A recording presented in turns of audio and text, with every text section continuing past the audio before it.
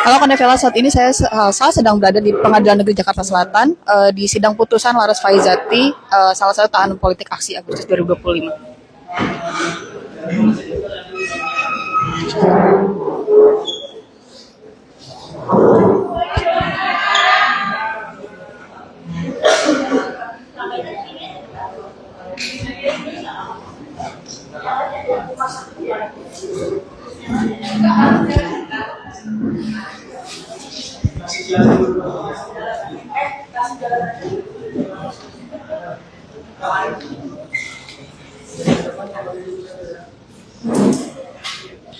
Jadi Laras baru masuk ke ruang sidang dan saat ini sidang akan segera dimulai.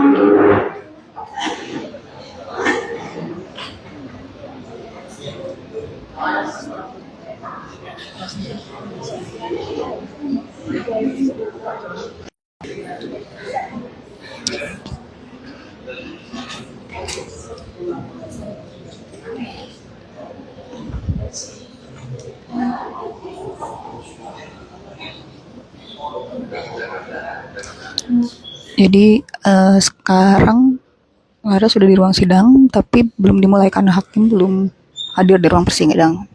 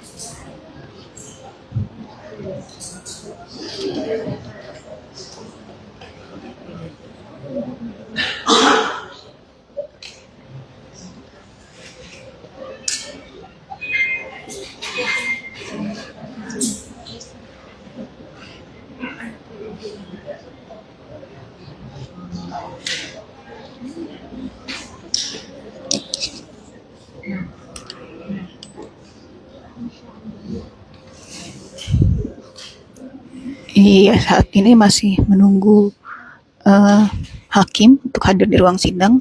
Jadi Laras Faizati adalah salah satu tahanan politik aksi pasca aksi Agustus 2025. Saat ini hakim memasuki ruang sidang.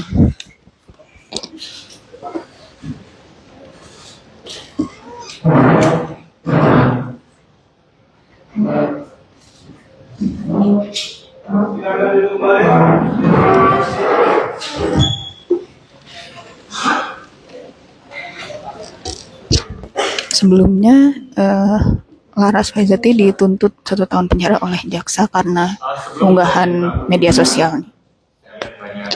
Makin banyak ada pers atau rekan yang lain yang seandainya ingin mengambil gambar dengan kilatan blitz, cahaya blitz begitu, sebaiknya dilakukan sekarang. Kami berikan waktu beberapa saat, tapi setelah itu tidak kami izinkan yang menggunakan cahaya. Silakan.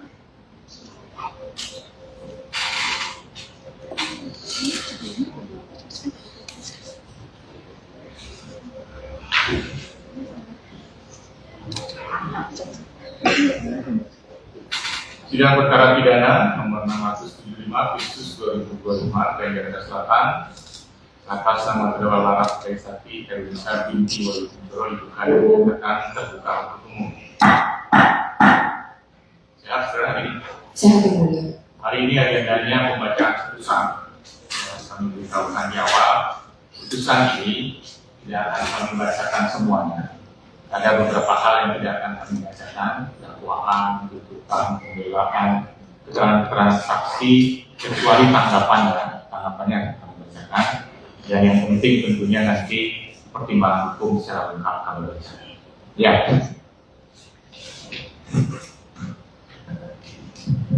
Putusan nomor 675 Pistus 2025 Pn Jakarta Selatan demi keadilan berdasarkan ketuhanan yang Maha Esa, Pengadilan Negeri Jakarta Selatan yang mengadili perkara pidana dengan acara pemeriksaan biasa dan tingkat pertama telah menjatuhkan putusan sebagai berikut dalam perkara terdakwa nama lengkap Laras Faizati Erwinsa binti Wahyu Kuncoro, identitas sebagaimana termuat dalam putusan. Terdakwa ditangkap tanggal 1 September 2025, selanjutnya ditahan dalam rumah tahanan negara sejak tanggal 2 September 2025 sampai dengan sekarang.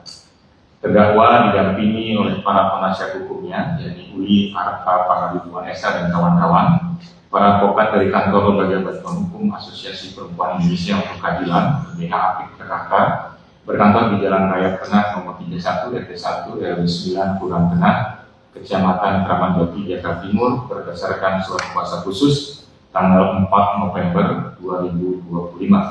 Pengadilan negeri tersebut selanjutnya dilanjutkan hakim anggota 1.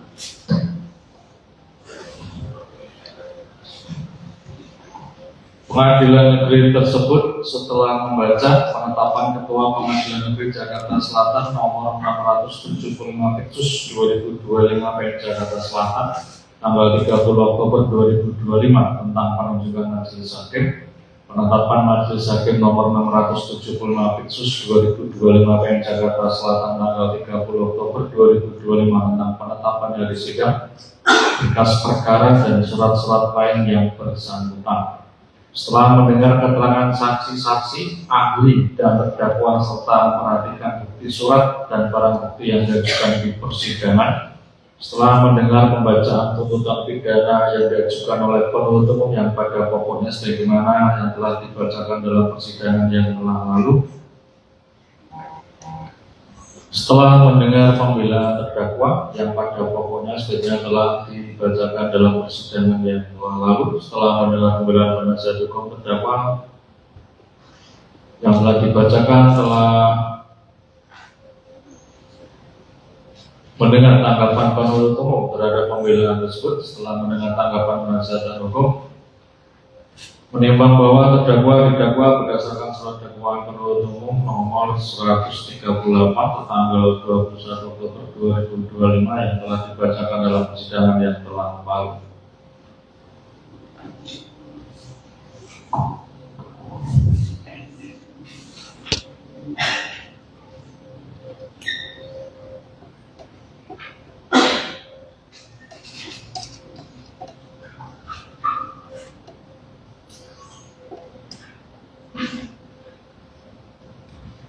Menimbang bahwa terhadap dakwaan penuntut umum, penasihat hukum terdakwa mengajukan keberatan dan setelah mendengar pendapat penuntut umum telah diputus dengan amar sebagai berikut: mengadili 1. Menyatakan keberatan dari penasihat hukum terdakwa Laras Faizati Khairunisa binti Wahyu Kuncoro tersebut tidak diterima. 2. Memerintahkan penuntut umum untuk melanjutkan pemeriksaan perkara nomor 675 Pitsus 2025 PN Jakarta Selatan atas nama terdakwa tersebut di atas. 3. Menangguhkan biaya perkara sampai dengan putusan akhir. Menimbang bahwa untuk membuktikan dakwaannya, penuntut umum telah mengajukan saksi-saksi. 1. Saksi Muhammad Lutfi di bawah sumpah pada pokoknya menerangkan sebagaimana telah diucapkan di persidangan. Menimbang bahwa atas keterangan saksi tersebut terdakwa menanggapi keterangan saksi Muhammad Lutfi banyak berisi asumsi dan tidak sesuai dengan BAP, menyangkal pernyataan saksi bahwa ia sering memposting konten provokasi, mengingat saksi baru pertama kali melihat profilnya pada tanggal 29 Agustus. Menanggapi pernyataan saksi mengenai Instagram Story yang bisa dilihat sembarangan orang, terdakwa menjelaskan bahwa Instagram Story tidak muncul di lini masa atau explore dan hanya bisa dilihat oleh pengguna yang secara sengaja membuka profilnya. Saksi Muhammad Lutfi tetap berpegang pada keterangannya. Saksi Hendra pada pokoknya telah menerangkan sebagaimana di persidangan. Terhadap keterangan saksi tersebut, terdakwa memberikan tanggapan nama terdakwa bukan Laras Fauzati tapi Laras Faizati. Terdakwa tidak pernah mengupload video menari, itu adalah outfit cek. Terdakwa tidak pernah sering mengupload konten provokasi di Instagram. Atas tanggapan terdakwa, saksi menyatakan memang salah menyebut nama terdakwa. Mengenai terdakwa menari, asumsi terdakwa itu asumsi saja. Selanjutnya mengenai konten provokasi, saksi menerangkan memang hanya 4 unggahan itu yang diketahuinya. Ketiga, saksi Egi Agung Setiawan di bawah sumpah telah menerangkan sebagaimana di persidangan telah lalu. Terhadap keterangan saksi Agung, terdakwa tidak memberikan tanggapan. 4. Saksi Indra Purnomo SSN di bawah sumpah pada pokoknya menerangkan sebagaimana telah diterangkan di persidangan. Dan terhadap keterangan saksi tersebut, terdakwa tidak memberikan tanggapan. 5. Saksi Putri Mahalima di bawah sumpah yang menerangkan pada pokoknya di persidangan.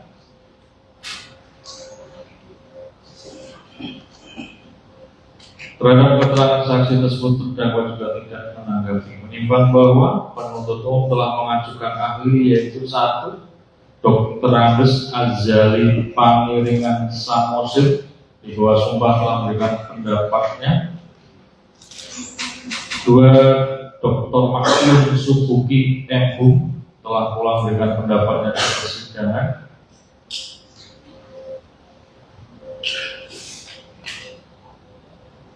3. Dr. Bambang Pratama di bawah sumpah menerangkan pada pokoknya di persidangan. Menimbang bahwa penasihat hukum terdakwa mengajukan saksi yang meringankan, yaitu sebagai berikut yang dapat dilanjutkan oleh anggota.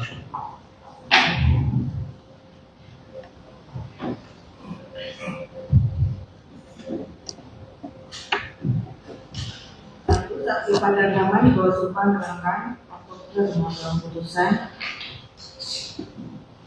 2. Rikardus Reza di bawah sumpah. Dalilah di bawah sumpah. Menimbang bahwa penasihat hukum terdakwa mengajukan ahli sebagai berikut.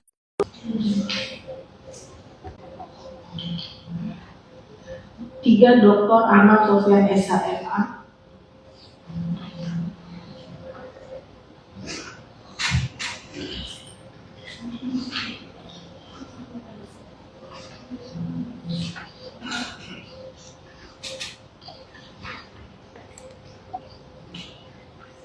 Menimbang bahwa terdakwa juga telah mengajukan bukti surat yang dilampirkan dalam surat pembelaan sebagai berikut.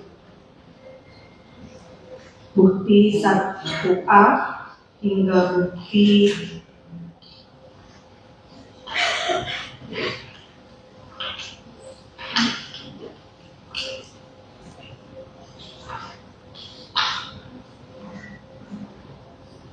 26. Nimbang bahwa terdakwa di persidangan telah memberikan keterangan yang pada pokoknya sebagai berikut.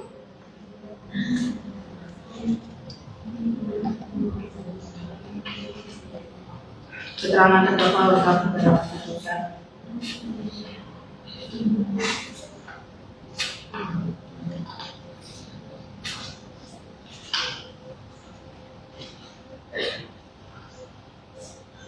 Nimbang bahwa penuntut umum mengajukan barang bukti sebagai berikut, yakni 1 flash disk merek Sennheiser warna merah hitam kapasitas 3 bisa video dan tangkapan layar akun dengan merek Faisati hingga 91 IKTP ini hingga 175055990 atas nama Laras Faisati bisa.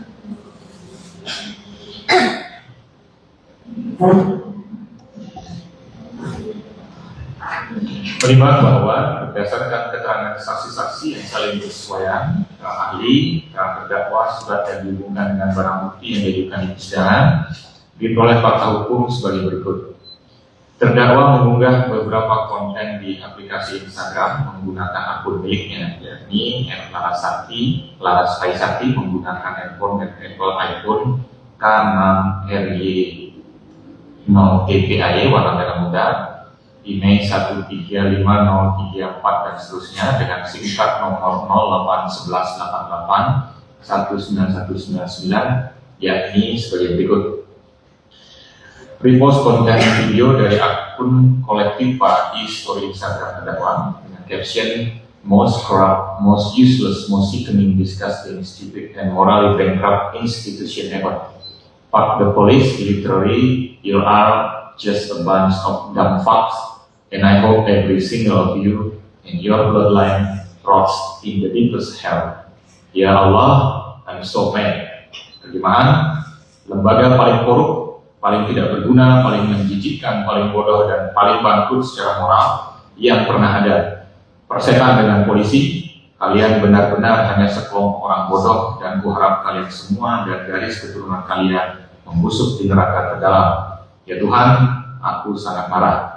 Terdakwa mengunggahnya di tanggal 28 Agustus 2025 antara pukul 19.30 sampai 20 WIB saat terdakwa berada di rumahnya di Jalan Rawabinong, Gang 52 nomor 140 RT 009 RW 02 Kelurahan Lubang Buaya, Kecamatan Cipayung, Jakarta Timur.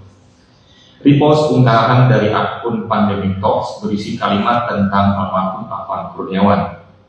Rajin, tulang punggung keluarga, dan tinggal di kontrakan 3x11 meter bersama 7 keluarga. Kemudian, terdakwa tambahkan tulisan yang berisi Innalillahi wa inna ilaihi raji'un sebagai bentuk bela sungkawa. Terdakwa mengunggahnya di tanggal 28 Agustus 2025, malam hari saat terdakwa berada di rumahnya di Jalan Rawabinong, Gang 52 nomor 140 RT 0902, Kelurahan Lubang Buaya, Kecamatan Cipayung, Jakarta. Pada tanggal 29 Agustus 2025 pukul 8.30 di kantor ASEAN Interparliamentary Assembly mengumumkan kebijakan work from home melalui grup WhatsApp disebabkan beberapa hari terakhir banyak terjadi unjuk rasa. Terdakwa datang ke kantor pada tanggal 29 Agustus 2020 dan karena ada kebijakan WFH maka ia memasukkan dokumen-dokumen tertentu ke laptopnya untuk dikerjakan di rumah dan berdiskusi dengan rekan kerjanya mengenai peristiwa terlindasnya Afan Kurniawan. Setelah itu, terdakwa mengambil beberapa foto dirinya saat berada di dalam area kantor. Dalam perjalanan pulang dari kantor tanggal 29 Agustus 2025, terdakwa kembali mengunggah konten menggunakan akun Instagramnya, yakni sebagai berikut.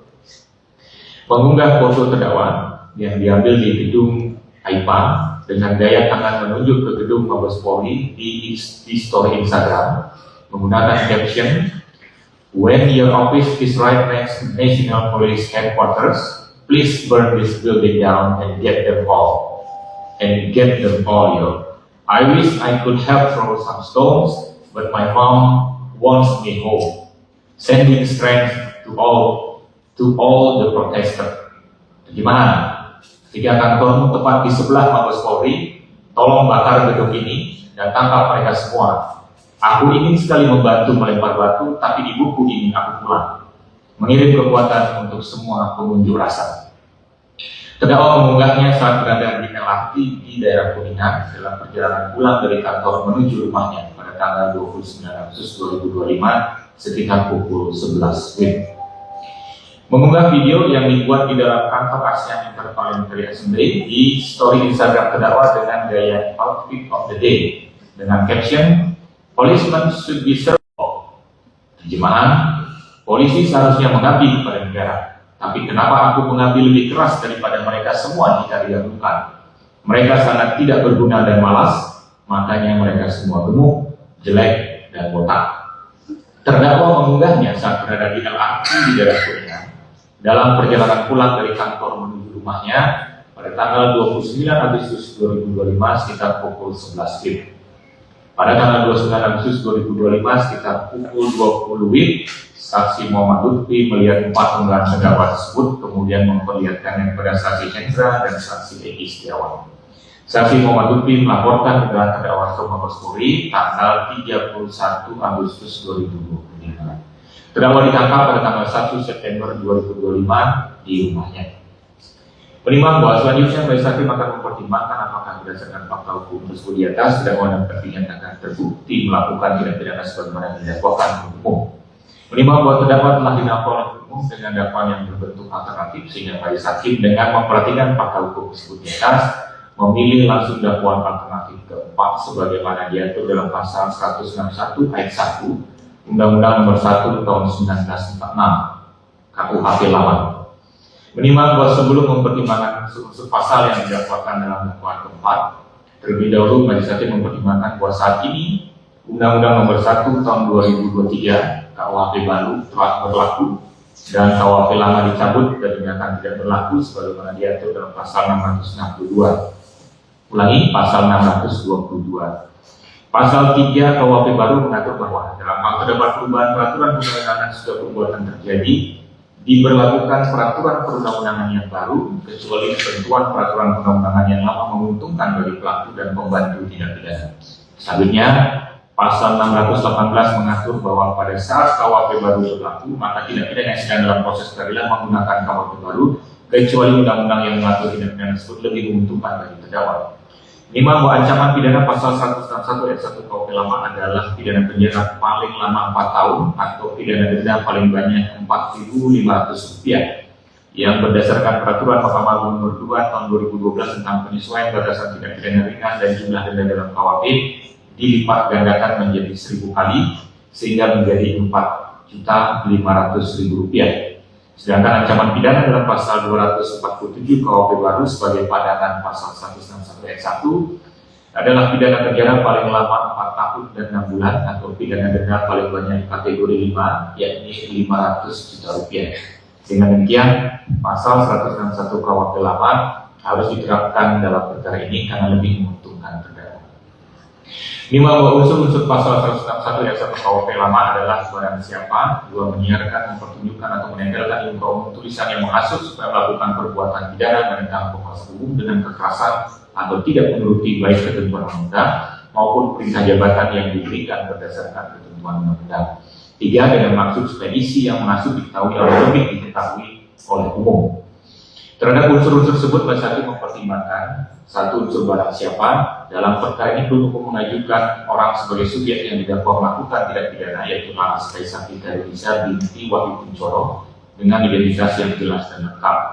Menimbang bahwa sepanjang mengenai identitas terdakwa berdasarkan atas bukti transaksi surat keterangan terdakwa, maka menurut majelis hakim identitas terdakwa telah sesuai dengan yang tertera dalam surat dakwaan sehingga terbukti terdakwa yang bernama Laras Kaisarita Indonesia binti Wahyu Kuncoro inilah yang didakwa oleh umum dan bukan orang yang lain. Maka dengan demikian unsur setiap orang telah terpenuhi. Unsur kedua, menyiarkan, mempertunjukkan atau menempelkan di muka umum tulisan yang menghasut supaya melakukan perbuatan pidana menentang penguasa umum dengan kekerasan atau tidak menuruti baik ketentuan undang-undang maupun perintah jabatan yang diberikan berdasarkan ketentuan undang-undang. Berdasarkan Kamus Besar Bahasa Indonesia yang dimaksud dengan menyiarkan dan memberitahukan, mengumumkan atau menyebarkan kepada umum melalui media tertentu. Mempertunjukkan adalah memperlihatkan sesuatu, sedangkan menempelkan adalah meletakkan sesuatu pada media tertentu. Sehingga apa saya maksud dengan di muka umum menurut KUHP baru adalah tempat yang dapat didatangi publik atau tempat yang khalayak ramai dapat mengetahui. Menimbang bahwa berdasarkan fakta hukum yang terungkap di persidangan, sebagaimana telah diuraikan di atas, terdakwa telah mengunggah beberapa konten di aplikasi Instagram menggunakan akun miliknya sebagai berikut, dianggap sudah dibacakan. Menimbang bahwa Instagram adalah salah satu aplikasi media sosial yang sangat populer di masyarakat. Salah satu fitur layanan aplikasi ini adalah penggunanya dapat membuat konten tertentu, termasuk foto dan video, yang dapat diserai dengan tulisan dengan mengunggah dalam format postingan, cerita, story, atau reel sebagai bentuk ekspresi penggunanya. Akun pengguna dapat diatur sesuai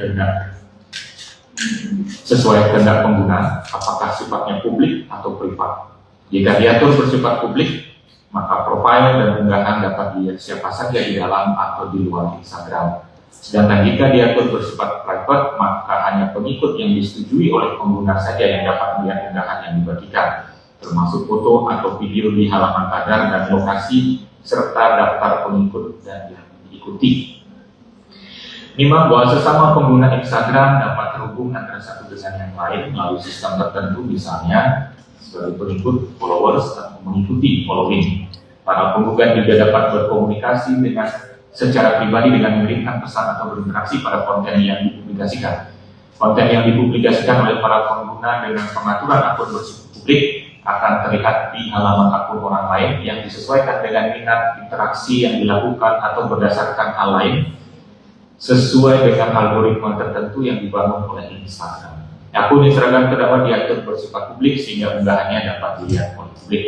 Hal ini mengakibatkan jangkauan sebaran konten yang diunggah terdakwa akan lebih luas dibandingkan jika ia mengatur akunnya bersifat privat atau mengatur agar unggahannya hanya dapat dilihat orang-orang tertentu. Menimbang bahwa mekanisme publikasi unggahan dalam aplikasi Instagram dengan akun yang diatur secara publik ini tidak jauh berbeda dengan definisi menyiarkan karena sifat sebarannya kepada pengguna lain secara umum. Dengan demikian, terdakwa memang dengan sengaja ingin menyiarkan unggahannya kepada publik. Menimbang bahwa ruang digital berupa akun Instagram milik terdakwa yang diatur dapat diakses oleh publik telah menimbulkan kondisi yang pada prinsipnya tidak berbeda dengan ruang yang dibangun oleh terdakwa secara konvensional untuk beraktivitas, di mana publik diberikan akses untuk melihat ruang tersebut secara bebas tanpa meminta izin terlebih dahulu kepada terdakwa.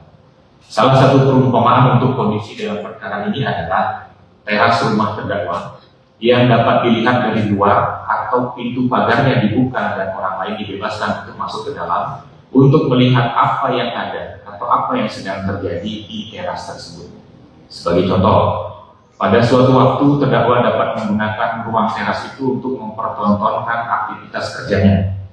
Di waktu lain digunakan untuk membacakan puisi atau memamerkan lukisannya, atau sewaktu-waktu digunakan terdakwa bersama teman-temannya sebagai mimbar bebas untuk menyampaikan pendapatnya tentang kinerja pemerintah atau aparatur negara. Ruang yang dibangun oleh terdakwa yang dapat diakses bebas oleh publik ini dapat diartikan sebagai di muka umum. Menimbang bahwa berdasarkan pertimbangan yang telah diuraikan di atas, maka telah terbukti terdakwa menyiarkan tulisannya di muka umum. Menimbang bahwa selanjutnya, majelis hakim akan mempertimbangkan apakah tulisan yang diunggah oleh terdakwa menggunakan akun Instagram tersebut adalah bentuk perbuatan menghasut untuk melakukan tindak pidana menentang penguasa umum dengan kekerasan atau tidak menuruti baik ketentuan undang-undang maupun perintah jabatan yang diberikan berdasarkan ketentuan undang-undang.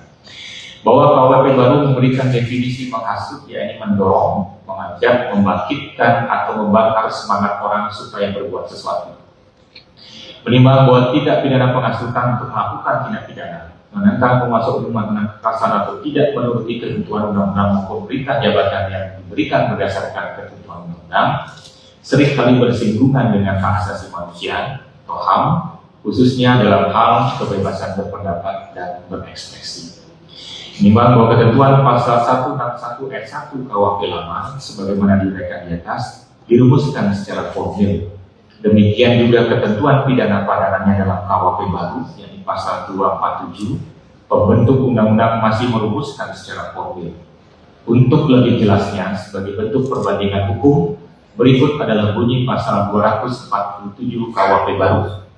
Setiap orang yang menyiarkan, mempertunjukkan, atau menempelkan tulisan atau gambar sehingga terlihat oleh umum, atau memperdengarkan rekaman sehingga terdengar oleh umum, atau menyebarluaskan dengan sarana teknologi informasi yang berisi hasutan agar melakukan tindak pidana, atau melawan penguasa umum dengan kekerasan, dengan maksud agar isi penghasutan tersebut diketahui atau lebih diketahui umum, dipidana dengan pidana penjara paling lama 4 tahun 6 bulan atau pidana denda paling banyak kategori 5. Menimbang bahwa pembaharuan politik hukum pidana terkait delik penghasutan untuk melakukan tindak pidana, menentang penguasa umum dengan kekerasan atau tidak bukti baik ketentuan undang maupun perintah jabatan yang diberikan berdasarkan ketentuan undang, ternyata masih mempertahankan perumusan delik formil. Tujuan yang ingin dicapai dari ketentuan pidana ini sesungguhnya adalah memberikan perlindungan hukum kepada masyarakat dari potensi kebahayaan dari perbuatan menghasut tersebut. Dan mengapa dirumuskan secara formil adalah agar dapat dipidananya pelaku penghasutan tidak ditentukan dari telah terjadinya perbuatan yang dihasut tersebut.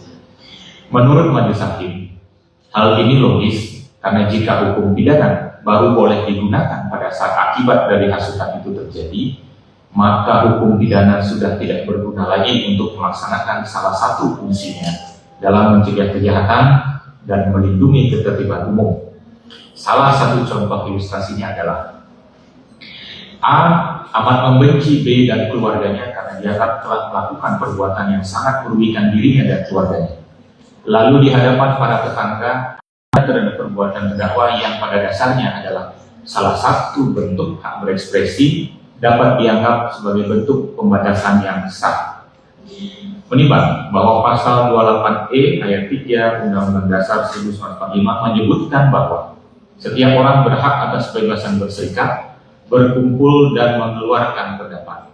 Sementara itu pasal 28F menyebutkan bahwa setiap orang berhak untuk berkomunikasi dan memperoleh informasi untuk mengembangkan pribadi dan lingkungan sosialnya, serta berhak untuk mencari, memperoleh, memiliki, menyimpan, mengolah, dan menyampaikan informasi dengan menggunakan segala jenis saluran yang ada. Menimbang bahwa selain menjamin hak yang disebutkan dalam pasal 28 ayat 3 dan pasal 28 ayat di atas sebagai bentuk penyelarasan dengan hukum HAM internasional dan untuk melindungi nilai-nilai yang universal, Konstitusi Indonesia juga mengatur pembatasan terhadap pelaksanaan hak dan kebebasan berekspresi, sebagaimana dinyatakan dalam pasal 28J ayat 2, yakni dalam menjalankan hak dan kebebasannya, setiap orang wajib tunduk kepada pembatasan yang ditetapkan dengan undang-undang dengan maksud semata-mata untuk menjamin pengakuan serta penghormatan atas hak dan kebebasan orang lain, dan untuk memenuhi tuntutan yang adil sesuai dengan pertimbangan moral, nilai agama, keamanan, dan ketertiban umum dalam suatu masyarakat demokratis. Menimbang bahwa dalam Undang-Undang Nomor 39 Tahun 99 tentang Hak Asasi Manusia terdapat beberapa ketentuan terkait hak kebebasan berekspresi. Jadi pasal 14 ayat 1, setiap orang berhak berkomunikasi dan memperoleh informasi yang diperlukan untuk mengembangkan pribadi dan lingkungan sosialnya. Ayat 2, setiap orang berhak untuk mencari, memperoleh, memiliki, menyimpan, mengolah, dan menyampaikan informasi dengan menggunakan segala jenis sarana yang ada. Selanjutnya pasal 23 mengatur bahwa setiap orang bebas untuk mempunyai, mengeluarkan, dan menyebarluaskan pendapat sesuai hati nuraninya secara lisan atau tulisan melalui media cetak maupun elektronik dengan memperhatikan nilai agama, kesusilaan, ketertiban, kepentingan umum, dan kebutuhan negara. Menimbang bahwa instrumen HAM nasional terkait kebebasan berpendapat dan berekspresi sebagaimana diberikan di atas selaras dengan instrumen HAM internasional yang sebagai berikut. 1. Pasal 19 DUHAM menyebutkan setiap orang memiliki hak atas kebebasan berpendapat dan berekspresi. Hak ini mencakup kebebasan untuk memiliki opini tanpa intervensi dan untuk mencari, menerima, dan menyampaikan informasi dan ide melalui media apapun dan tanpa batasan. 2. Pasal 19 Konvensi Internasional Hak Sipil dan Politik menyebutkan 1. Setiap orang berhak untuk berpendapat tanpa campur tangan. 2. Setiap orang berhak atas kebebasan untuk berekspresi. Hak ini termasuk kebebasan untuk mencari, menerima, dan menerima informasi dan pemikiran apapun, terlepas dari media yang digunakan, baik secara lisan, tertulis, atau dalam bentuk cetakan, karya seni, atau melalui media lain sesuai dengan pilihannya. 3. Pelaksanaan hak yang dicantumkan dalam ayat 2 pasal ini menimbulkan kewajiban dan tanggung jawab khusus. Oleh karenanya dapat dikenai pembatasan tertentu. Ulangi, oleh karenanya dapat dikenai pembatasan tertentu, tetapi hal ini hanya dapat dilakukan sesuai dengan hukum dan sepanjang diperlukan untuk a. menghormati hak atau nama baik orang lain, b. melindungi keamanan nasional atau ketertiban umum atau kesehatan atau moral publik. Menimbang bahwa oleh karena instrumen HAM internasional yang ada dipandang belum cukup untuk memastikan jaminan perlindungan atas kebebasan berpendapat dan berekspresi, khususnya untuk mendiskusikan respon terkait hasutan kebencian terhadap bangsa, ras, atau agama, maka kantor Komisi Tinggi PBB untuk Hak Asasi Manusia menyelenggarakan serangkaian lokakari ahli di berbagai negara, yakni di Eropa, Afrika, Asia Pasifik, Amerika, dan terakhir dilaksanakan di Rabat, Maroko, tanggal 4 dan 5 Oktober 2012. Hasilnya adalah sebuah panduan berupa uji ambang batas 6 bagian agar suatu ekspresi dapat dianggap sebagai pelanggaran pidana yang kemudian dikenal dengan Rabat Plan of Action atau rencana aksi Rabat. Panduan tersebut berisi 6 kriteria, yakni a. konteks. Context is a great important when assessing whether particular statements are likely to incite discrimination, hostility, or violence against the target group, and it may have a direct bearing on both intent and or causation. Analysis of the context should place the speech act within the social and political context prevalent at the time the speech was made and disseminated. Konteks adalah penting ketika menilai apakah suatu pernyataan tertentu sangat mungkin menghasut diskriminasi, permusuhan atau kekerasan terhadap kelompok yang dituju, dan mengandung sikap langsung baik dalam hal maksud dan atau sebab. Analisis dan konteks harus menempatkan ungkapan tersebut dalam konteks sosial dan politik yang umum pada saat ungkapan tersebut dibuat dan disebarluaskan. Speaker.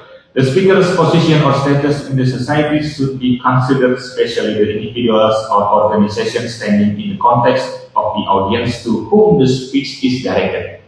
Pemuja. Posisi atau status dari pemuja di dalam masyarakat harus dipertimbangkan, khususnya sebagai bentuk hasutan yang dapat dipidana sebagaimana dimaksud dalam perkara ini. Menimbang bahwa selain menggunakan rencana aksi Rabat, pembatasan ekspresi menggunakan hukum pidana yang dilakukan oleh negara sebagai bentuk intervensi juga perlu diuji dengan pengujian 3 tahap yang dipraktikkan oleh Komite HAM PBB sebagai pelaksanaan pasal 19 ayat 3 KIHSP, yakni 1. Pembatasan diatur berdasarkan hukum, 2. Pembatasan ditujukan untuk melindungi satu atau lebih dari kepentingan atau nilai, yakni keamanan nasional, ketertiban umum, moral atau kesehatan publik, hak atau reputasi orang lain, dan 3. Pembatasan tersebut mendesak atau terpaksa dilakukan dalam suatu masyarakat yang demokratis. Menimbang bahwa dalam kerangka hak yang tertuang dalam berbagai instrumen HAM baik nasional maupun internasional menggolongkan kebebasan berpikir sebagai salah satu hak yang tidak dapat dikurangi dalam kondisi apapun. Hal ini dapat dipahami karena bagaimana mungkin membatasi sesuatu yang masih tersimpan di dalam pikiran manusia. Kebebasan berpikir merupakan aspek batiniah seseorang yang dikategorikan sebagai forum internum. Ketika pikiran tersebut diwujudkan dalam ekspresi tertentu, yakni berkata-kata atau berbuat sesuatu, maka ia berpotensi bersinggungan dengan hak asasi orang lain, sehingga dapat dilakukan pembatasan-pembatasan. Ekspresi sebagai perwujudan atau manifestasi dari kebebasan pikiran ini dikategorikan sebagai forum eksternum. Menimbang bahwa berdasarkan uraian di atas, telah jelas bahwa hak berekspresi sebagai wujud pelaksanaan kebebasan berpikir bukanlah hak absolut yang tidak dapat dibatasi. Ketika pikiran seorang diwujudkan dalam bentuk kata-kata atau perbuatan dalam lingkungan sosial tertentu, maka saat itulah ia akan bersinggungan dengan hak asasi orang lain atau kepentingan-kepentingan lain yang juga harus dilindungi. Ia harus memperhatikan pembatasan yang diatur secara ketat untuk memastikan pemenuhan dan perlindungan hak asasi manusia untuk berpendapat dan berekspresi di satu sisi, sekaligus di sisi lain menjamin perlindungan terhadap hak asasi manusia orang lain, keamanan nasional, ketertiban umum, kesehatan, atau moral publik. Menimbang bahwa sebagaimana fakta yang terungkap di persidangan, terdakwa mengunggah beberapa konten menggunakan akun Instagram miliknya, yakni sebagai berikut, yang anggap sudah dibacakan sesuai pasal hukum di atas. Menimbang bahwa kalimat inna lillahi wa inna ilaihi raji'un yang ditambahkan dalam postingan ulang konten dari akun Family Talks pada unggahan kedua adalah ungkapan yang lazim dalam hubungan sosial sehari-hari, khususnya di antara umat Islam. Bahkan secara moral adalah bentuk ungkapan yang baik karena selain bermakna pengakuan bahwa seluruh ciptaan Tuhan akan kembali kepada Tuhan, ungkapan tersebut juga dimaksudkan untuk memberikan kekuatan kepada pihak keluarga atau orang terdekat yang sedang berduka, berkabar, dan sabar menghadapi musibah. Menimbang bahwa kalimat di unggahan pertama menunjukkan bagaimana pendapat atau pandangan dan harapan terdakwa, baik terhadap institusi kepolisian termasuk di dalamnya personel polisi dan keturunannya yang terlihat dengan jelas dibuat dalam situasi pikiran yang dikuasai rasa marah karena peristiwa meninggalnya Afwan Kurniawan akibat terlindas kendaraan taktis polisi di tengah aksi unjuk rasa saat itu. Begitu pula unggahan keempat yang substansinya lebih tepat disebut sebagai ungkapan mengolok-olok atau merendahkan tampilan polisi, yakni gemuk, jelek, dan botak. Terdakwa berpendapat semuanya diakibatkan karena mereka tidak bekerja keras, malas, dan tidak berguna. Menimbang bahwa dua kalimat yang diunggah terdakwa tersebut di atas secara harfiah memang tidak memenuhi definisi dari menghasut, karena tidak mengandung dorongan, ajakan, atau membangkitkan atau membakar semangat orang supaya berbuat sesuatu. Kalimat di unggahan pertama dan keempat tersebut sebagian besar mengandung perkataan kotor dan keji atau umpatan dan olok-olokan kepada institusi dan personel kepolisian beserta keluarganya akibat kemarahan yang meliputi pikiran terdakwa. Akan tetapi perkataan kotor dan keji pada unggahan pertama dibuat dalam rentang waktu yang tidak terlalu lama, yang kurang dari 24 jam, dengan unggahan ketiga yang berisi kalimat ketika kantor tepat di sebelah Mabes Polri, tolong bakar gedung ini dan tangkap mereka semua. Aku ingin sekali membantu melempar batu, tapi ibuku ingin aku pulang, mengirim kekuatan untuk semua pengunjuk rasa. Menimbang bahwa kalimat yang diunggah oleh terdakwa yang meminta orang lain yang berkantor di sebelah markas besar kepolisian RI untuk membakar gedung tersebut dan menangkap semua polisi mengandung permintaan untuk melakukan perbuatan yang dilarang sebagaimana diatur dalam pasal 187 KUHP lama, yakni tindak pidana dengan sengaja menimbulkan kebakaran, ledakan, atau banjir yang termasuk dalam bab kejahatan yang membahayakan keamanan umum bagi orang atau barang yang diancam dengan pidana penjara paling lama 12 tahun penjara, bahkan sampai penjara seumur hidup jika timbul bahaya bagi nyawa orang lain dan mengakibatkan mati. Padanan ketentuan pidana ini dalam KUHP baru adalah pasal 308. Selain itu, diatur juga dalam pasal 333 KUHP lama, yaitu tidak pidana dengan sengaja melawan hukum merampas kemerdekaan seorang atau meneruskan perampasan kemerdekaan yang demikian dengan ancaman pidana penjara maksimal 8 tahun. Dan jika mengakibatkan mati, ancaman pidananya menjadi paling lama 12 tahun. Padanannya, pidana ini diatur dalam pasal 446 KUHP baru. Dengan demikian, perbuatan yang diminta oleh terdakwa tersebut adalah tindak pidana. Menimbang bahwa sebelum menentukan apakah ajakan yang ditulis terdakwa di akun Instagram miliknya, khususnya unggahan ketiga di atas, merupakan bentuk hasutan dan memenuhi salah satu unsur terpenting dalam pasal ini, Majelis Hakim terlebih dahulu akan menggunakan pengujian ambang batas 6 bagian dari rencana aksi tambat, yakni seperti itu. 1. Konteks. Menimbang bahwa sebagaimana terang terdakwa di persidangan, kalimat-kalimat yang diunggah oleh terdakwa di media sosial Instagram menggunakan akun miliknya dipicu oleh kemarahan terdakwa setelah mendengar kabar terlintasnya seorang pengemudi ojek online bernama Afwan Kurniawan oleh kendaraan taktis Brimob di tengah unjuk rasa yang terjadi di tanggal 28 Agustus 2025. Selanjutnya, kabar meninggalnya Afwan Kurniawan semakin membuat diri terdakwa marah dan akhirnya terdakwa memutuskan mengunggah beberapa konten di aplikasi Instagram menggunakan akun Laras Faizati miliknya sebagaimana yang telah diuraikan. Menimbang bahwa menurut Majelis Hakim, kemarahan adalah salah satu emosi manusia yang normal ketika berhadapan dengan berbagai macam keadaan, antara lain ancaman kepada diri sendiri secara fisik atau psikis, atau mendapatkan perlakuan yang tidak sepantasnya. Kondisi ini jika dikelola dengan baik maka akan menjadi reaksi yang membangun perubahan ke arah yang lebih baik. Namun sebaliknya, jika tidak dikendalikan, maka akan menimbulkan kerusakan baik pada diri sendiri atau orang lain, termasuk kerusakan yang tidak proporsional dengan penyebab kemarahan itu. Jika terdakwa marah dengan peristiwa terlindasnya apapun yang akhirnya menyebabkan kematiannya, maka dalam masyarakat yang demokratis yang mengedepankan hukum, seharusnya yang disuarakan adalah penyelidikan secara menyeluruh atas peristiwa tersebut, agar masyarakat mengetahui apa penyebab yang sebenarnya dan apakah ada pihak yang harus dibebani pertanggungjawaban baik secara etik maupun secara pidana. Menimbang bahwa pendapat yang keras sekalipun dalam pengertian tegas dan bersungguh-sungguh untuk mendorong agar dilakukannya penegakan hukum yang terbuka dan dapat dipertanggungjawabkan dijamin oleh konstitusi. Namun tidak boleh dilakukan dengan cara-cara yang melanggar hukum. Apa yang diungkapkan terdakwa dalam situasi masyarakat yang sedang marah saat itu hanya akan meningkatkan potensi kebahayaan bahwa orang lain akan terhasut untuk melakukan apa yang diinginkan terdakwa. 2. Pengujian. Menimbang bahwa sekalipun status terdakwa bukanlah orang yang memiliki jabatan tinggi dalam organisasi AIPA atau memiliki pengaruh kuat di dunia politik nasional, namun ia adalah personel yang diberikan tugas untuk memetakan isu-isu penting seputar ASEAN, mengelola akun media sosial resmi AIPA yang tentu saja untuk mendapat kepercayaan seperti itu, terdakwa memiliki kemampuan yang memadai baik dari sisi komunikasi publik dan hubungan internasional. Di samping itu, psikologi masyarakat saat ini tidak lagi hanya mengikuti pendapat orang-orang yang memiliki jabatan tinggi atau terkemuka, namun dapat sangat mudah terpicu oleh narasi-narasi yang membangkitkan amarah, sekalipun hal tersebut diucapkan oleh seorang yang sebelumnya tidak pernah mengungkapkan pandangan-pandangannya tentang kondisi sosial dan politik secara terbuka.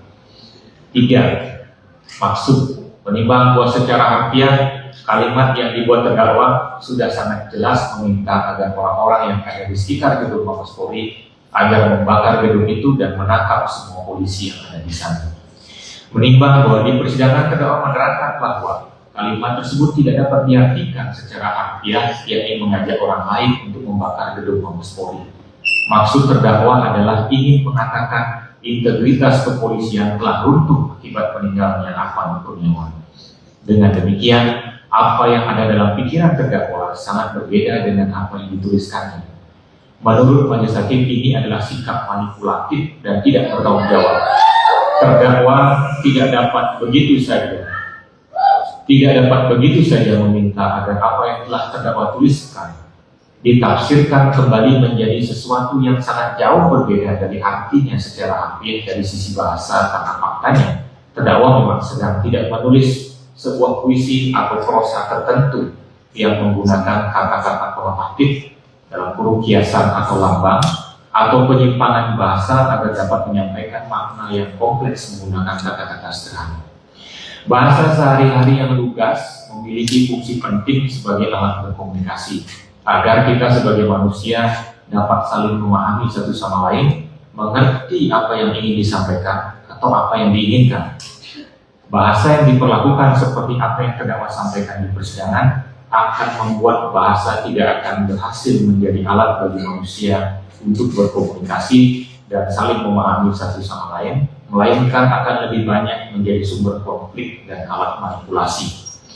Menimbang bahwa majelis hakim berpendapat terdakwa tidak hanya sekedar lalai atau kurang pengetahuan mengenai apa yang dilakukannya, melainkan memang sengaja mendorong orang lain untuk membakar gedung Mabes Polri karena memuncaknya kebencian dan kemarahannya kepada polisi. 4. Isi dan bentuk. Menimbang bahwa substansi kalimat yang diunggah oleh terdakwa menyebutkan perbuatan apa yang seharusnya dilakukan, yaitu membakar gedung Mabes Polri dan menangkap semua polisi yang ada di sana. Target yang dituju adalah sangat spesifik, yaitu Mabes Polri dan personel kepolisian yang ada di sana. Permintaan membakar gedung Mabes Polri juga tidak dapat dilepaskan begitu saja dari ungkapan kebencian yang diungkapkan terdakwa sebelumnya berupa kata-kata keji dan kotor kepada polisi dan keluarganya. Hal ini membuktikan bahwa isi ujaran terdakwa bersifat provokatif. Menimbang bahwa terdakwa tidak dilarang berpendapat atau mengkritik cara-cara kepolisian melaksanakan tugasnya. Hal itu dijamin oleh konstitusi. Sebagaimana halnya dengan aksi-aksi unjuk rasa yang dilakukan oleh HMI dan PMKRI yang pimpinan atau anggotanya bersaksi di persidangan. Tuntutan yang diajukan justru direspon serius oleh pemerintah dengan membentuk tim reformasi Polri.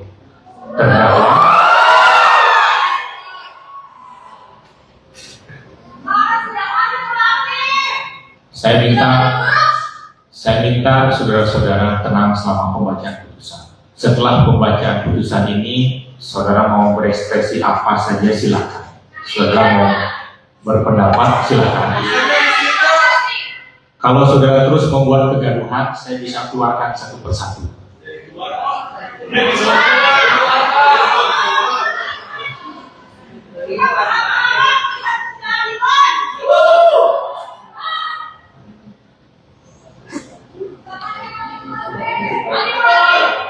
Saya skor sidang. Saudara-saudara, walaupun saudara yang di luar itu suaranya sampai masuk ke dalam, dengarkan dulu pembacaan putusan. Kalau tidak, nanti saya minta saudara-saudara tidak ada di sekitar sini.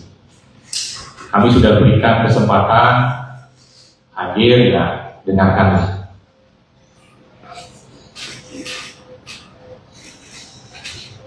Saya ulangi, menimbang bahwa terdakwa tidak dilarang berpendapat atau mengkritik cara-cara kepolisian melaksanakan tugasnya. Hal itu dijamin oleh konstitusi, sebagaimana halnya dengan aksi-aksi unjuk rasa yang dilakukan oleh HMI dan PMKRI yang pimpinannya atau anggotanya bersaksi di persidangan. Tuntutan yang diajukan justru direspon serius oleh pemerintah dengan membentuk tim reformasi Polri. Terdakwa sebagai orang yang akrab dengan dunia diplomasi dan terbiasa bergaul di tengah lingkungan yang mengedepankan dialog untuk menyelesaikan masalah dan menjaga perdamaian di dalam kawasan, sebagaimana tujuan dari organisasi AIPA, maka dalam situasi masyarakat yang sedang marah terhadap tanggapan dan sikap sebagian anggota DPR RI atas kritik yang ditujukan kepada lembaganya, yang kemudian memicu aksi unjuk rasa di berbagai daerah, dan kemarahan masyarakat tersebut semakin memuncak setelah terjadi peristiwa meninggalnya 8 Kuryawan akibat terlintas kendaraan taktis Brimob saat terjadi unjuk rasa, seharusnya tidak mudah mengekspresikan kemarahannya dalam bentuk-bentuk yang justru membangkitkan semangat atau mendorong orang lain melakukan tindakan-tindakan kekerasan atau destruktif. Hal ini sama saja seperti menyiramkan bensin ke api yang sedang menyala. Api akan semakin berkobar dan sulit dikendalikan. Menimbang bahwa sebagaimana yang diterangkan terdakwa dalam persidangan, setelah mengunggah gambar dan dengan kalimat-kalimat yang telah diuraikan dalam fakta hukum di atas, ia sempat berdialog dengan orang yang tidak dikenal melalui media sosialnya. Sekalipun mendapat ancaman dari orang tersebut terkait surat keterangan catatan kepolisian, ia ancam tidak akan mendapatkan pekerjaan lagi, akan tetapi dalam keadaan masih marah, telah memposting perwujudan kemarahannya itu, bahkan mendapatkan ancaman dari orang yang tidak dikenal. Terdakwa justru bisa tenang menghadapi dan menanyakan perspektif lain soal kejadian terlintasnya 8 Kuryawan.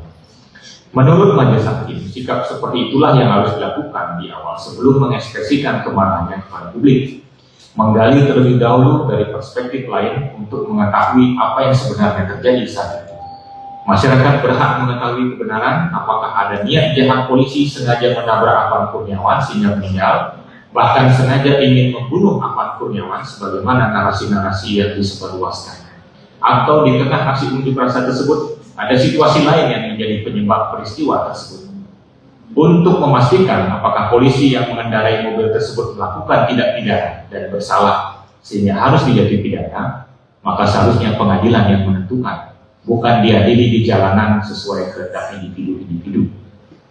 5. Batasan ujaran. Menimbang bahwa bagaimana telah terkena di pertimbangan di atas, terdakwa tidak sekedar lalai atau kurang pengetahuan mengenai apa yang dilakukannya, melainkan memang sengaja mendorong orang lain untuk membakar gedung Mabes Polri karena memuncaknya kebencian dan kemarahannya kepada polisi.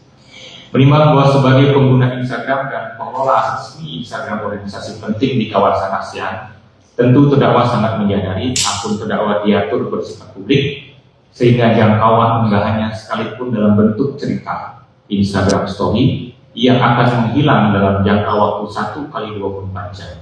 Namun dalam kondisi sosial yang semakin memanas di berbagai daerah, termasuk terjadinya kerusakan fasilitas umum di berbagai daerah, unggahan-unggahan yang selaras dengan hal tersebut akan semakin mudah menyebar dengan berbagai cara dalam waktu singkat. Hal ini membuktikan unggahan terdakwa tersirkulasi dalam komunitas yang terbuka dan dapat mudah diakses oleh masyarakat dalam waktu yang singkat. 6.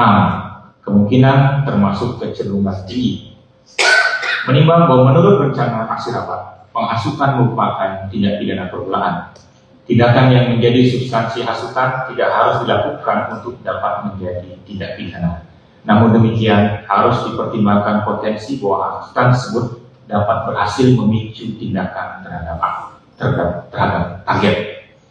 Menimbang bahwa kekerasan tidak boleh digunakan untuk menghadapi unjuk rasa yang damai. Dan di saat yang sama, unjuk rasa juga tidak boleh dilakukan dengan kekerasan yang membahayakan keamanan orang lain atau ketertiban umum. Perbuatan terdakwa mendorong orang lain untuk melakukan kekerasan sebagai bentuk pelampiasan kemarahan sudah melampaui batas dan membahayakan hak orang lain dan ketertiban umum. Ketegangan sosial saat itu semakin berkembang menjadi huru hara, yaitu kerusakan fasilitas umum di berbagai tempat, termasuk pembakaran gedung pemerintah, pos atau kantor polisi. Maka keadaan ini membuat makin tingginya kemungkinan terjadinya kerusakan atau pembakaran Mabes Polri. Menimbang bahwa dengan hasil pengujian 6 faktor menggunakan rencana aksi rapat yang dikaitkan dengan definisi menghasut berdasarkan KUHP, menurut Majelis Hakim, perbuatan terdakwa mengunggah konten berisi kalimat mengajak dan membangkitkan semangat orang supaya berbuat sesuatu, yakni membakar Mabes Polri dan menangkap personel polisi, adalah perbuatan menghasut. Menimbang bahwa berdasarkan uraian pertimbangan di atas, unsur menyiarkan di muka umum tulisan yang menghasut supaya melakukan perbuatan pidana telah terpenuhi. 3. Dengan maksud supaya isi yang menghasut diketahui atau lebih diketahui umum. Menimbang bahwa akun Instagram terdakwa diatur bersifat publik, sehingga dengan demikian unggahan terdakwa memang dimaksudkan agar dapat diketahui lebih banyak orang, baik orang-orang yang terhubung dengannya sebagai pengikut atau yang diikuti ataupun orang-orang di luar hubungan tersebut. Menimbang bahwa berdasarkan pertimbangan di atas, unsur dengan maksud supaya isi yang menghasut diketahui atau lebih diketahui oleh umum telah terpenuhi. Menimbang bahwa oleh karena semua unsur dari pasal 161 ayat 1 KUHP lama telah terpenuhi, maka terdakwa dinyatakan telah terbukti melakukan tindak pidana sebagaimana dakwaan dalam dakwaan terutama. Menimbang bahwa selain perbuatan yang memenuhi unsur-unsur pasal dalam ketentuan pidana, Majelis Hakim juga perlu mempertimbangkan apakah terdakwa memiliki niat jahat ketika melakukan perbuatan tersebut. Menimbang bahwa sebagaimana fakta-fakta yang terungkap di persidangan, unggahan terdakwa di Instagram menggunakan akun miliknya yang menuliskan dengan intens rasa marahnya kepada polisi, menggunakan umpatan, yakni makian yang keji dan kotor, kemudian meminta orang lain membakar Mabes Polri dan menangkap personel polisi dalam situasi kemarahan masyarakat yang makin memuncak, merupakan tindakan yang secara sadar mengabaikan potensi kebahayaan yang dapat timbul segera, yakni tergeraknya masyarakat ke Mabes Polri dan melakukan isi penghasutan tersebut. Jika yang didukung adalah menyatakan pendapat di muka umum, berunjuk rasa atau aksi-aksi lain secara damai, maka dukungan itu harus dilindungi sebagai bentuk ekspresi yang sah. Namun dukungan untuk melakukan kekerasan, merusak fasilitas umum, atau menyerang kantor polisi adalah tidak dibenarkan oleh hukum dan berdasarkan nilai-nilai masyarakat demokratis. Inilah niat jahat, ulangi, tidak dibenarkan oleh hukum dan berdasarkan nilai-nilai masyarakat demokratis. Inilah niat jahat atau sifat tercela dari perbuatan terdakwa. Menimbang bahwa sekalipun perbuatan terdakwa telah memenuhi unsur tindak pidana yang didakwakan dan terbukti adanya niat jahat sebagaimana telah dipertimbangkan di atas, Majelis Hakim juga akan mempertimbangkan apakah penggunaan hukum pidana terhadap bentuk ekspresi yang terdakwa lakukan adalah tindakan yang sah berdasarkan standar HAM internasional. Menimbang bahwa Majelis Hakim melakukan pengujian 3 tahap yang dipraktikkan oleh Komite HAM PBB sebagai pelaksanaan pasal 19 ayat 3 Penggunaan Sipil dan Politik sebagai berikut. Menimbang bahwa terkait pembatasan yang harus diatur berdasarkan hukum, yakni peraturan perundang-undangan, maka Indonesia telah memiliki dasar yang jelas, yakni pasal 161 ayat 1 KUHP lama yang berlaku bagi semua orang dan telah diketahui oleh masyarakat, sehingga setiap orang dapat menyesuaikan perilakunya dengan ketentuan pidana tersebut setiap saat, tidak hanya di waktu-waktu tertentu seperti saat peristiwa meninggalnya Pak Kurniawan yang membuat kemarahan masyarakat di berbagai daerah semakin memuncak. Menimbang bahwa mengenai intervensi negara menggunakan hukum pidana dalam perkara ini, menurut majelis hakim sudah tepat karena dimaksudkan untuk melindungi ketertiban umum dan hak-hak lain. Hasutan untuk membakar gedung pemerintah atau Mabes Polri adalah perbuatan yang membahayakan publik. Selain itu, ada hak asasi orang lain yang wajib dilindungi, yaitu keamanan diri pribadi, keluarga, dan harta benda, serta perlindungan atas rasa aman dan tentram sebagaimana diatur dalam pasal 28G Undang-Undang Dasar 1945 dan pasal 30 Undang-Undang HAM.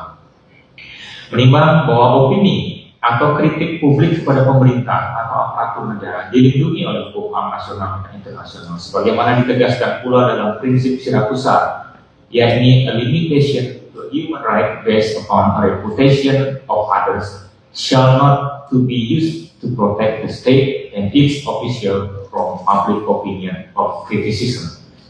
Jadi, pembatasan kebebasan berekspresi yang bertujuan melindungi reputasi orang lain tidak boleh digunakan untuk melindungi negara dan pejabatnya dari opini dan kritikan publik. Dengan demikian, permintaan terdakwa terhadap orang membakar Mabes Polri tidak dapat dikategorikan sebagai kritikan atau opini publik yang ditujukan untuk menilai integritas personel atau institusi kepolisian, melainkan adalah perbuatan yang masuk untuk melakukan tindak pidana. Menimbang bahwa perusakan fasilitas umum dan pembakaran gedung pemerintah adalah perbuatan yang tidak sesuai dengan nilai-nilai Pancasila, khususnya Persatuan Indonesia dan kemanusiaan yang adil dan beradab. Tidak sesuai dengan nilai-nilai masyarakat yang demokratis serta membahayakan keselamatan publik. Kondisi ini mengharuskan pemerintah dan aparat penegak hukum segera bertindak agar perbuatan-perbuatan yang melanggar hukum tersebut tidak semakin meluas. Menimbang bahwa berdasarkan pertimbangan di atas, maka penggunaan hukum pidana sebagai bentuk intervensi negara dalam perkara ini adalah sah untuk memulihkan keamanan dan ketertiban umum. Menimbang bahwa dalam pembelaannya, penasihat hukum terdakwa menguraikan hal-hal yang pada pokoknya seperti itu. 1. Terdakwa tidak terbukti melakukan tindak pidana sebagaimana didakwakan oleh jaksa penuntut karena unsur-unsur tindak pidana dalam seluruh pasal yang didakwakan oleh jaksa penuntut tidak terpenuhi. 2. Penerapan pasal 161 ayat 1 KUHP harus sama dengan pasal 160 KUHP sebagai delik material. Namun jaksa penuntut umum tetap menerapkan pasal tersebut sebagai delik formil. Dengan demikian jelas mengabaikan arah penafsiran konstitusional yang telah dipraktekkan oleh Mahkamah Konstitusi dan memperluas kriminalisasi dan sewenang-wenang terhadap kebebasan berekspresi terdakwa. 3. Jaksa penuntut umum tidak menghadirkan alat bukti yang berintegritas termasuk saksi, ahli, dan barang bukti. 4. Unggahan terdakwa merupakan kritik dan ekspresi simbolik dari seorang perempuan yang memiliki pengalaman filosofis dalam mewujudkan rasa kemanusiaan dan empatinya. Tujuan dan maksud terdakwa mengunggah postingan Instastory Instagram semata-mata adalah untuk menyampaikan rasa duka atas meninggalnya Pak Kurniawan yang meninggal karena dilindas mobil polisi saat demonstrasi menuntut penghapusan tunjangan anggota DPR dan gaji anggota DPR RI. Unggahan terdakwa dibuat secara spontan dan menggunakan bahasa media sosial yang ekspresif dan tidak serius. Terdakwa mengekspresikan kekecewaannya kepada institusi kepolisian yang dinilai gagal menjalankan fungsi perlindungan terhadap warga sipil. Selain itu, terdakwa sebagai warga negara juga menyuarakan keresahan terhadap praktik kekerasan aparat kepolisian atas peristiwa meninggalnya Pak Kurniawan. 5. Terdakwa tidak memiliki maksud dan tujuan untuk menggerakkan massa, menghujat atau menghasut orang lain untuk melakukan kekerasan, mengorganisir aksi kekerasan, menyebarkan kebencian berbasis sara kepada institusi kepolisian RI atau menciptakan keresahan publik karena terdakwa bukanlah seorang aktivis atau influencer yang memiliki pengaruh. Terdakwa tidak memiliki niat jahat untuk melakukan perbuatan yang didakwakan kepadanya. 6. Penggunaan bahasa Inggris, ungkapan hiperbolik, sarkastik, dan gaya komunikasi casual yang digunakan terdakwa harus dibaca dalam konteks sosiologis dan generasional. Terdakwa adalah bagian dari generasi muda Gen Z yang secara umum menggunakan bahasa campuran, menggunakan ekspresi berlebihan, menggabungkan kritik sosial dengan humor, ironi, dan estetika visual. Ungkapan seperti burn this building down, throw some stones, dan ungkapan kritik dan ekspresi simbolik dalam bahasa Inggris dalam konteks media sosial tidak dapat dimaknai secara gramatikal sebagai ajakan atau hasutan melakukan kekerasan, ujaran kebencian atau permusuhan terhadap individu dan atau kelompok masyarakat tertentu, melainkan harus dimaknai sebagai figurative speech, melebihi makna harfiah atau emosional, penting meluapkan atau mencurahkan emosi terpendam secara verbal untuk mendapat kelegaan yang lazim di ruang digital. 7. Apa yang dilakukan terdakwa dilindungi oleh Undang-Undang Dasar 1945. Penggunaan hukum pidana terhadap terdakwa sebagai bentuk pembatasan berekspresi dan berpendapat adalah tindakan pembatasan yang tidak sah. Menimbang bahwa salah satu fakta hukum terpenting dalam perkara ini yang terungkap dari bukti-bukti yang diajukan oleh penuntut, termasuk keterangan dari terdakwa, adalah unggahan terdakwa di media sosial Instagram yang ia unggah sendiri secara sadar menggunakan akun Instagram miliknya yang sepenuhnya ada dalam kendali terdakwa. Menimbang bahwa sebagaimana yang telah disaksikan pertimbangan di atas, unsur pasal 161 ayat 1 KUHP lama sebagaimana didakwakan dalam dakwaan keempat telah terpenuhi. Perbuatan terdakwa adalah termasuk kategori menghasut, baik berdasarkan definisi yang diberikan oleh KUHP maupun berdasarkan pengujian ambang batas 6 bagian dari rencana aksi rabat dan pengujian 3 tahap rencana aksi rabat dan pengujian 3 tahap terkait sahnya penggunaan hukum pidana sebagai pembatasan hak berekspresi. Menimbang bahwa mengenai penerapan pasal 161 ayat 1 KUHP lama yang menurut penasihat hukum terdakwa harus mengikuti penafsiran Mahkamah Konstitusi terhadap pasal 160 KUHP lama, Majelis Hakim berpendapat sebagai berikut. Menimbang bahwa salah satu pertimbangan Mahkamah Konstitusi terkait penerapan pasal 160 KUHP lama sebagai delik material adalah sebagai berikut. Bahwa meskipun ketentuan pasal 160 KUHP memberikan privilege yang sangat berlebihan untuk melindungi kepentingan kekuasaan pemerintah di era kolonial, tetapi negara Indonesia yang menganut sistem demokrasi tidak memberikan privilege, terlepas dari ada atau tidaknya pasal AKU. Disinilah pentingnya memahami kandungan norma dari suatu undang-undang untuk diselaraskan dengan cita hukum Indonesia sebagai negara hukum yang demokratis dan negara demokratis yang berdasarkan hukum. Dengan demikian, Mahkamah tidak sependapat dengan ahli pemohon Daniel dan Kidai dan J.E. Saitapi yang menyatakan jiwa undang-undang dalam pasal 160 KUHP adalah untuk melanggengkan kekuasaan kolonial seraya memotong hak rakyat. Menurut Mahkamah, walaupun pasal AKU berasal dari warisan kolonial Belanda, namun substansinya yang bersifat universal, yakni melarang orang menghasut untuk melakukan tindak pidana, masih tetap sesuai dengan kebutuhan hukum Indonesia saat ini. Meskipun demikian, dalam penerapannya, pasal AKU harus ditafsirkan sebagai delik material dan bukan sebagai delik formil. Dengan demikian, dalil pemohon yang menyatakan pasal AKU lentur, subjektif, dan bergantung pada selera penguasa adalah tidak tepat menurut hukum. Pertimbangan putusan Mahkamah Konstitusi nomor 7 halaman 71. Menimbang bahwa pertimbangan Mahkamah Konstitusi ini masih memerlukan penafsiran dalam penerapannya dalam kasus konkret, khususnya menafsirkan penghasutan. Mahkamah Konstitusi menganggap pasal ini mengandung norma universal, yakni melarang orang menghasut untuk melakukan tindak pidana yang dianggap masih sesuai dengan kebutuhan hukum Indonesia. Namun jika dianggap sebagai delik material, apakah itu berarti harus terjadi perbuatan dihasutkan oleh pelaku? Menimbang bahwa sebagaimana yang telah dipertimbangkan sebelumnya, jika penerapan pasal 160 dan pasal 161 KUHP mensyaratkan terjadinya akibat, yakni perbuatan yang dihasutkan itu, maka hukum pidana sudah tidak berguna lagi untuk melaksanakan salah satu fungsinya dalam mencegah kejahatan dan melindungi ketertiban umum. Menimbang bahwa perbuatan terdakwa mengunggah ekspresinya dalam bentuk permintaan membakar Mabes Polri tidak dalam keadaan benar-benar spontan atau segera pada saat marah, akan tetapi dipersiapkan terlebih dahulu. Foto sengaja dibuat oleh terdakwa dengan gaya menuju Mabes Polri, yang mana memang saat itu sudah jengkel dan kesal melihat gedung tersebut. Setelah itu barulah terdakwa mengunggah saat dalam perjalanan pulang dari kantor ke rumah. Pilihan mengambil foto dengan gaya seperti itu tentu bukan pilihan acak atau asal-asal saja, tapi memang memiliki tujuan agar tampilan foto itu selaras dengan apa yang sedang dipikirkannya, yang nantinya akan diunggah dalam akun Instagram.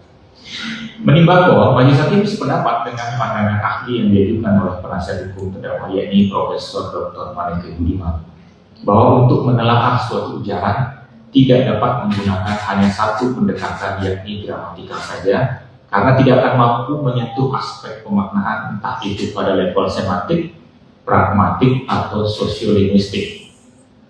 Majelis Hakim berpendapat dalam perkara ini justru aspek gramatika dan penggunaannya dalam burung pragmatik oleh terdakwa sangat krusial pengaruhnya pada potensi kebayangan yang muncul. Hal ini disebabkan pilihan diksi terdakwa dan penggunaannya, walaupun dalam bahasa Inggris, dalam kondisi masyarakat yang sedang marah, sangat erat dengan bahasa ujaran kebencian atau kekerasan yang dipakai dan dipahami oleh masyarakat Indonesia, khususnya generasi muda dalam kesehariannya saat ini, dalam kurung sosiolinguistik. Menimbang bahwa selain apa yang telah Majelis Hakim pertimbangkan dalam uji 6 bagian menggunakan rencana aksi rapat sebagaimana tambahan keterangan terdakwa di persidangan, sebagai tambahan keterangan terdakwa di persidangan yang menyatakan unggahan yang berisi permintaan membakar manipul karena ingin mengungkapkan runtuhnya integritas kepolisian tidak dapat diterima oleh Majelis Hakim dengan 2 alasan mendasar. Pertama, terdapat kesenjangan yang begitu lebar antara apa yang dipikirkan terdakwa sebagaimana diungkapkan di persidangan dengan apa yang akhirnya ia tulis di media sosial. Kedua, dari sisi kemampuan berbahasa dan tingkat intelektualitasnya, terdakwa tidak menghadapi kesulitan apapun untuk menuliskan pikirannya tentang runtuhnya integritas polisi dengan cara yang lebih jelas dan lugas sesuai dengan apa yang ada dalam pikirannya. Mengkritik integritas kepolisian dengan gaya bahasa yang lugas dan argumentatif dilindungi oleh hukum. Terdakwa tidak perlu meminta orang lain melakukan kekerasan atau hal lain yang sifatnya destruktif untuk mengungkapkan kritik atau ada kritik yang menarik perhatian. Menimbang bahwa salah satu contoh yang terungkap di persidangan adalah apa yang dilakukan oleh saksi-saksi yang dihadirkan oleh penasihat hukum terdakwa, yaitu Fadlan Rahman dan Rikardus Rehal. Mereka merasakan kepedihan yang sama dengan terdakwa, memiliki keresahan yang sama, namun mampu menyampaikan pikiran dan pendapatnya dengan cara yang lugas tanpa mendorong orang lain melakukan kekerasan. Dan mereka pun menyatakan selalu menjaga aksi mereka agar tidak disertai dengan kekerasan atau ajakan melakukan kekerasan. Apa yang mereka ungkapkan dalam aksi-aksinya, sebagaimana termuat dalam bukti surat yang diajukan oleh penasihat hukum terdakwa, tidak satupun terdapat ujaran yang menghasut orang lain untuk melakukan tindak pidana. Terdakwa juga tidak harus menjadi aktivis yang diakui secara formal terlebih dahulu untuk mengungkapkan ekspresi yang tidak melawan hukum. Sebagaimana yang telah dipertimbangkan di atas, intelektualitas terdakwa dan pergaulan terdakwa di lingkungan kerja yang mengedepankan dialog dan pendekatan damai untuk menyelesaikan setiap masalah sudah cukup untuk dapat menyadari dan melakukan hal tersebut. Menimbang bahwa sebagaimana yang telah pula Majelis Hakim pertimbangan di atas, pembatasan berekspresi menggunakan hukum pidana dalam perkara ini setelah menggunakan kemudian 3 tahap adalah bentuk pembatasan yang sah dari negara. Menimbang bahwa berdasarkan pertimbangan di atas, sudah sepatutnya pembelaan terdakwa dan penasihat hukum terdakwa ditolak. Sedangkan mengenai adanya dugaan tidak pidana terkait penyebaran data pribadi terdakwa yang dilakukan secara melawan hukum atau adanya ancaman kepada terdakwa sebagaimana diungkapkan di persidangan, maka pihak kepolisian juga harus bersikap adil dalam melakukan penyelidikan peristiwa tersebut secara serius dan terbuka. Dengan kewenangan dan sumber daya yang dimiliki, tentu tidak akan sulit untuk mengungkapkan kebenaran peristiwa tersebut. Menimbang bahwa KUHP baru mengatur hal-hal yang dapat menghapuskan pidana yang secara tegas dibedakan menjadi 2, yaitu alasan pembenar pasal 31 sampai 35 dan alasan pemaaf. Menimbang bahwa dalam persidangan Majelis Hakim tidak menemukan adanya hal-hal yang dapat menghapuskan pertanggungjawaban pidana, baik sebagai alasan pembenar dan atau alasan pemaaf, serta terdakwa mampu bertanggung jawab, maka terdakwa harus dinyatakan bersalah dan dijatuhi pidana. Menimbang bahwa terkait pemidanaan, Majelis Hakim mempertimbangkan sebagai berikut. Menimbang bahwa pasal 51 KUHP baru menyatakan pembinaan bertujuan untuk A, sehingga dilakukannya tindak pidana dengan menegakkan norma hukum demi perlindungan dan pengamanan masyarakat. B, memasyarakatkan terpidana dengan mengadakan pembinaan dan pembimbingan agar menjadi orang yang baik dan berguna. C, menyelesaikan konflik yang ditimbulkan akibat tindak pidana, memulihkan keseimbangan serta mendatangkan rasa aman dan damai dalam masyarakat. Menimbang bahwa pasal 54 ayat 1 KUHP baru menyatakan dalam pembinaan wajib dipertimbangkan A, bentuk kesalahan pelaku tindak pidana, B, motif dan tujuan melakukan tindak pidana, C. Sikap batin pelaku tindak pidana. D. Tidak pidana dilakukan dengan direncanakan atau tidak direncanakan. E. Cara melakukan tindak pidana. F. Sikap dan tindakan pelaku sesudah melakukan tindak pidana. G. Riwayat hidup, keadaan sosial dan keadaan ekonomi pelaku tindak pidana. H. Pengaruh pidana terhadap masa depan pelaku tindak pidana. I. Pengaruh tindak pidana terhadap korban atau keluarga korban. J. Pemaafan dari korban dan atau keluarga korban. Dan atau K. Nilai hukum dan keadilan yang hidup dalam masyarakat. Menimbang bahwa majelis hakim tidak sependapat dengan tuntutan pidana terhadap terdakwa yang diajukan oleh penuntut umum di persidangan. Menurut majelis hakim, sekalipun perbuatan menghasut dilakukan dengan sengaja dan pada saat kondisi masyarakat sedang marah adalah perbuatan yang berbahaya bagi keselamatan orang lain dan ketertiban umum, namun majelis hakim juga mempertimbangkan beberapa hal, yakni terdakwa tidak melakukan tindakan lain seperti mengorganisir atau mengumpulkan orang-orang yang sepaham untuk melakukan perbuatan yang sama, entah itu menggunakan sarana elektronik atau konvensional. Riwayat hidup dan kondisi sosial terdakwa sebagai terungkap di persidangan menunjukkan bahwa terdakwa memiliki potensi mampu menjadi pribadi yang lebih baik, sehingga pidana penjara yang panjang justru dapat berpengaruh buruk pada masa depannya.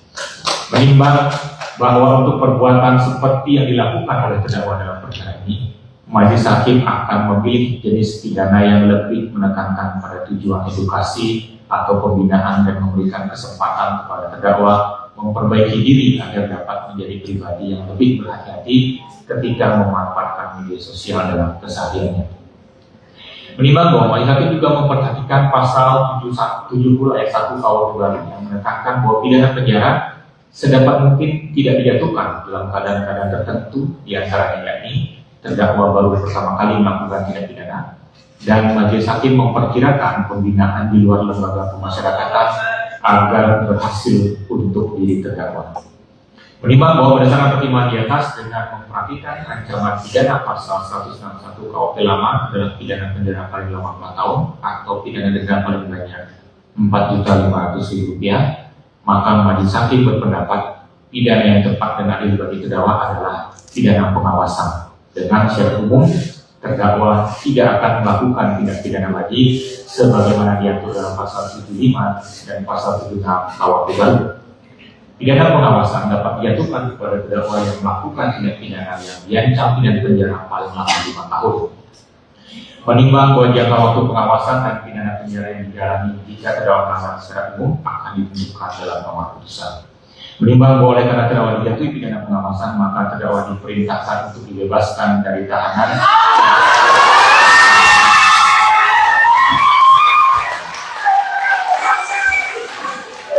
Tadi saya bilang apa? Jangan kalau sependapat ibu, tidak sependapat ibu. Dia dengarkan saja dulu, dengarkan. Menimbang bahwa oleh karena terdakwa menjalani masa penangkapan dari penahanan, maka jika terdakwa menjalani pidana karena melanggar syarat yang ditetapkan, maka masa penangkapan dan penahanan tersebut dikurangkan seluruhnya dari masa menjalani pidana penjara tersebut. Menimbang bahwa terhadap barang bukti yang diajukan di persidangan itu selanjutnya dipertimbangkan sebagai berikut. 1. Flash disk SanDisk warna merah hitam, kapasitas 16 GB. 1. Bundle printout tangkapan layar postingan akun Instagram, oleh karena disita dari Muhammad Lutfi dikembalikan kepada Muhammad Lutfi. 3. Flash disk warna hitam merek SanDisk. 1. SIM card nomor seluler 0811881999. 1. Akun Instagram username Laras Faizati. Oleh karena barang bukti tersebut adalah alat untuk digunakan melakukan tindak pidana dan yang terkait dengan tindak pidana tersebut, maka agar tidak disalahgunakan ditetapkan untuk dimusnahkan. 1 unit handphone merek Apple iPhone 16 karena YR dan seterusnya. Oleh karena barang tersebut adalah alat yang digunakan untuk melakukan tindak pidana dan memiliki nilai ekonomis, maka ditetapkan dirampas untuk negara.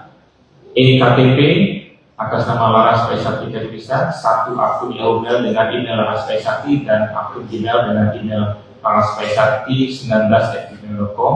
Oleh karena tidak terkait dengan tindak pidana secara langsung, maka dikembalikan kepada terdakwa.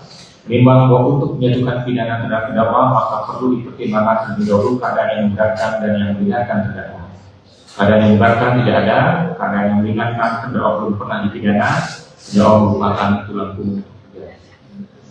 Menimbang bahwa oleh karena sudah jadi pidana maka haruslah dibebani pula untuk membayar biaya perkara. Perhatikan pasal 161 ayat 1 nomor 1 tahun 1946, junto pasal 3, pasal 618, pasal 622 Undang-Undang 1 2023, Undang-Undang nomor 8 tahun 1981 serta peraturan undang-undangan lainnya bersangkutan mengadili. 1. Menyatakan terdakwa Laras Faizati Ayunisa binti Wahyu Kuncoro tersebut terbukti secara sah dan meyakinkan bersalah melakukan tindak pidana menyiarkan tulisan di muka umum yang menghasut dan melakukan tindak pidana sebagaimana dalam dakwaan alternatif keempat. 2. Menjatuhkan pidana kepada terdakwa oleh karena itu dengan pidana penjara selama 6 bulan. 3. Memerintahkan agar pidana tersebut tidak perlu dijalani dengan syarat umum tidak akan melakukan tindak pidana lagi selama menjalani pidana pengawasan dalam waktu 1 tahun.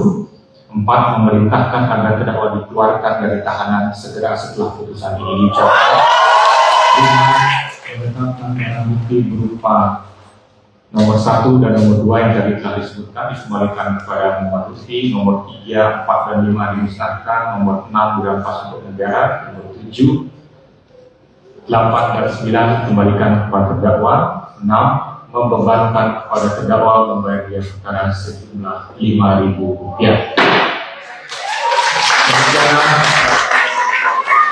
Demikian diberikan dalam jawab majelis pada Jakarta Selatan pada hari Senin tanggal 12 Januari 2026 oleh kami untuk berkuasa pada siswa Sulistyo Muhammad di Sekolah dan Sri Dedeki Marsinta SIPU masing-masing sebagai hakim anggota yang diucapkan dalam sidang putusan umum pada hari Kamis tanggal Low battery.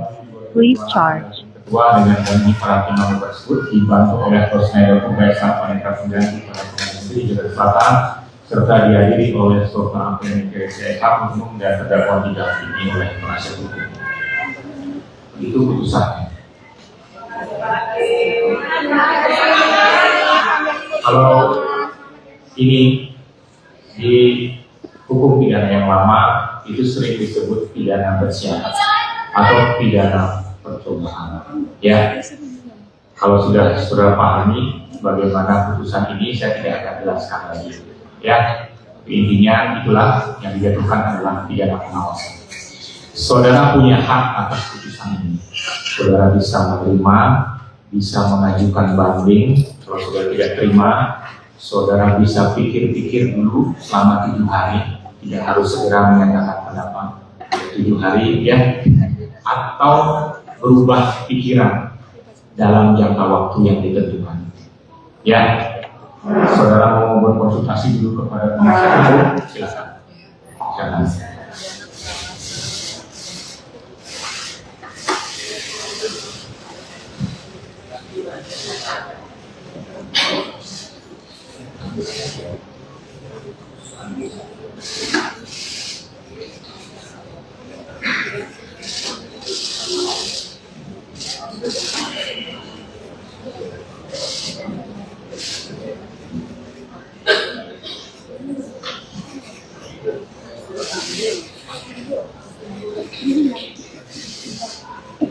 Ada yang ingin disampaikan?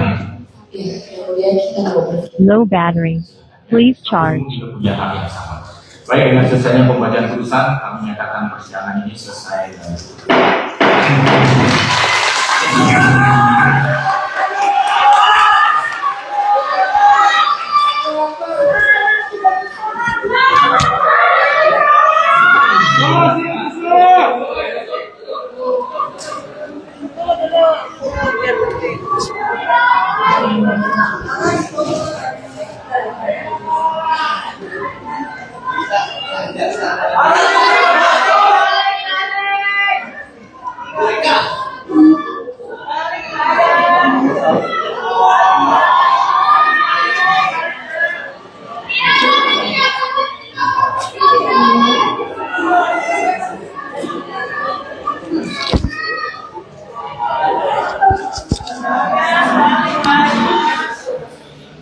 Low battery. Please charge.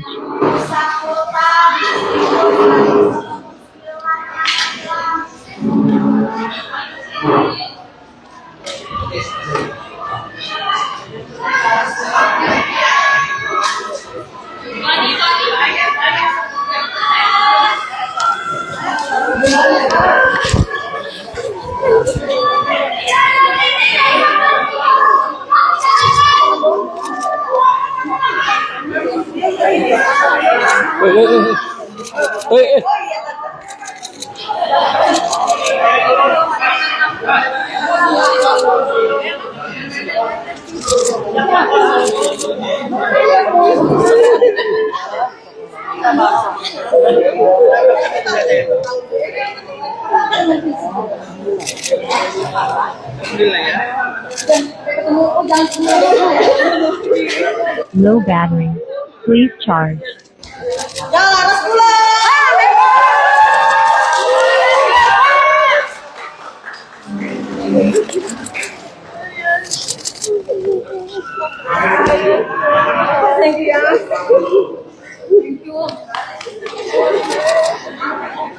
Lara, sampaikan Lara kebebasanmu.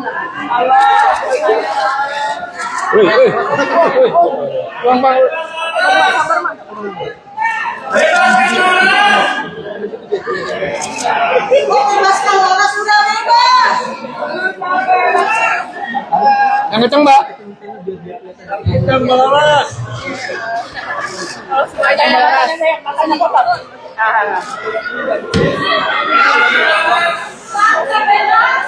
Kasih mic dong, mic.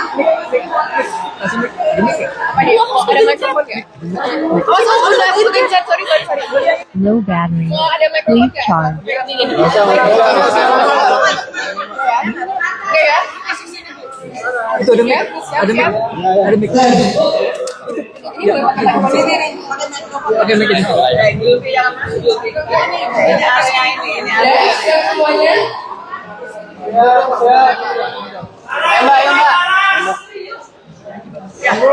Mau ngomong.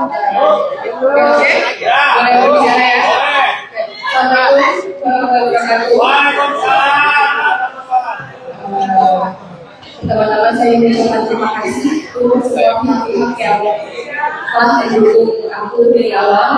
Keluarga aku, om tante aku, bunda aku, semua sepupu-sepupu dari aku, sahabat-sahabat aku dan juga semua teman yang hadir di sini hari ini dan juga teman-teman online. Hari ini akhirnya setelah berbagai jam kita mendengar Sama ayah sih ada. dan sebenarnya perasaan aku Low battery. Please charge. masukan kami alhamdulillah pulangkan ke rumah. Akhirnya saya bisa pulang ke rumah setelah 5 bulan saya ditahan.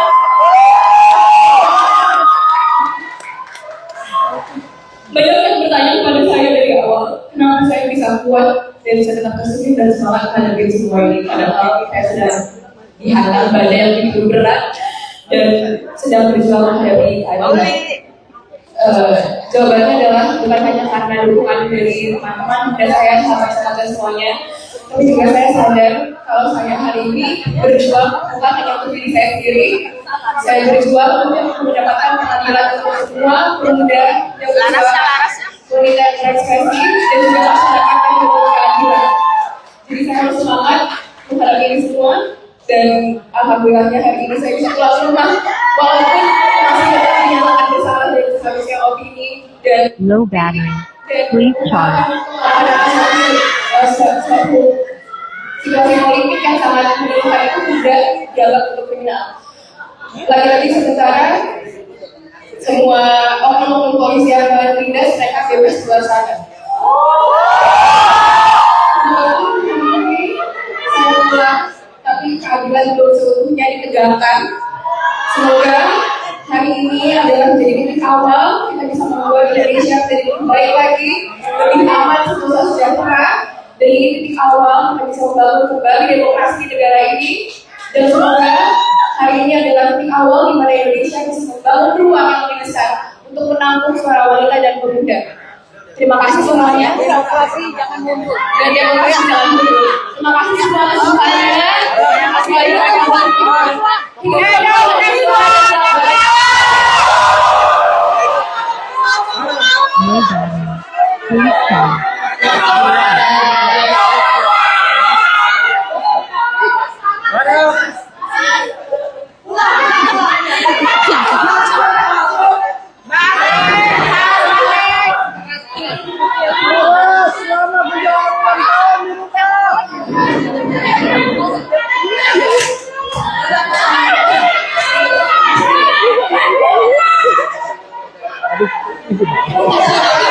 Mbak.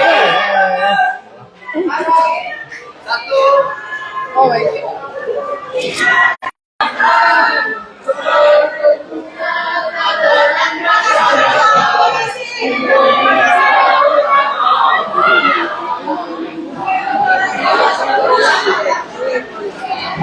Low battery.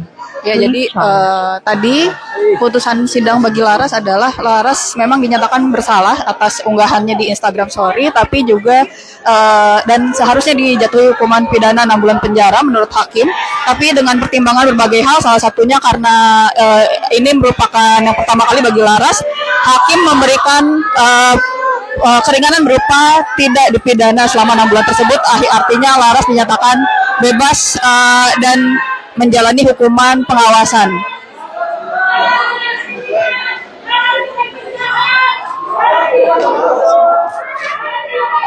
Pak, turun. Pak, turun, Pak.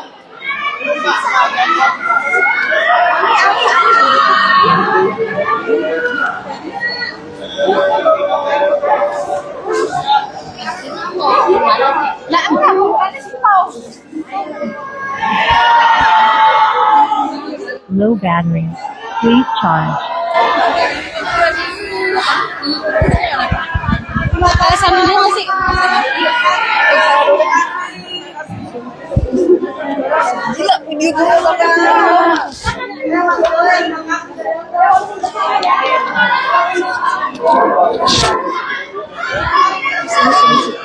Kita di bawah dulu.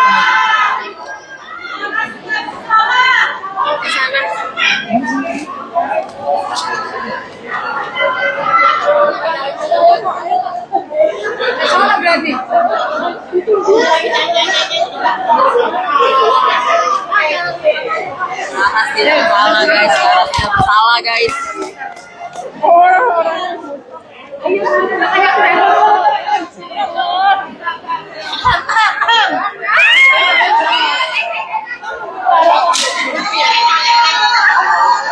Ya, jadi tadi sudah berlangsung sidang putusan untuk Laras Faizati, salah satu tahanan politik aksi Agustus 2025. Tadi sekali lagi putusannya adalah meski Laras dinyatakan bersalah dalam unggahan Instagram story-nya, tapi pidana 6 bulan yang seharusnya dijalani oleh Laras tidak dilakukan atau tidak diberikan oleh majelis hakim dengan pertimbangan berbagai hal. Salah satunya Laras ini pertama kali bagi Laras untuk menjalani pidana begitu, sehingga Laras nanti akan hanya menjalani hukuman berupa pengawasan atau pembinaan begitu. Ini mungkin memang putusan yang tidak terlalu tidak sepenuhnya memuaskan juga karena Laras masih diputuskan bersalah, tapi paling tidak ini juga jadi tanda positif bagi seluruh rakyat Indonesia, terutama perempuan Indonesia, bahwa protes adalah hak, bahwa kita semua berhak untuk mengkritisi kinerja pemerintahan dan juga tidak seharusnya pidana untuk hal tersebut.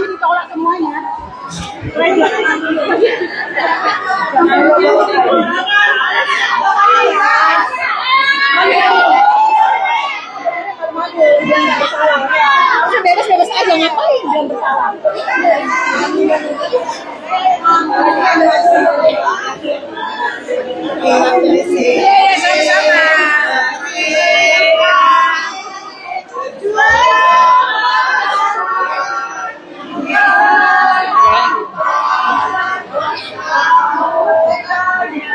Ya, jadi demikian. Di depan juga tadi ada sejumlah massa begitu yang mendukung Laras dan menyuarakan kegembiraannya meski memang ada hal-hal yang masih memberatkan seperti tadi pidana yang masih atau putusan bersalah yang masih diberikan kepada Laras.